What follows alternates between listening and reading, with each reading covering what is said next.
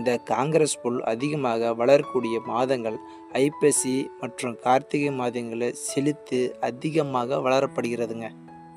நல்லதை விட செடியோட கெட்டது தான் அதிகம். காரணம், ஃபாரின் கண்ட்ரீஸில் அதிகமாக விஷச்செடிகள் தான் இருக்குதுங்க. ஆஸ்திரேலியாவில் மட்டும் 70% ஒரு விதமான விஷச்செடிகள் அதிகமாக வளர்ந்து இருக்குதுங்க. இதை தடுக்க அதர் கண்ட்ரீஸ்லேருந்து வரக்கூடிய செடிகளை தடை செஞ்சிட்டாங்க. இவை நாடு முழுவதும் அதிகமாக பரவி இருக்கிறது. தமிழகத்தில் அதிகமான ஊர்களிலும் வயல்களிலும் தெருக்களிலும் பார்க்கலாம். காங்கிரஸ் புல் மனிதர்கள் மேலேயும் விலங்குகள் மேலேயும் மோதும்போது ஒரு விதமான அரிப்பு ஏற்படும்.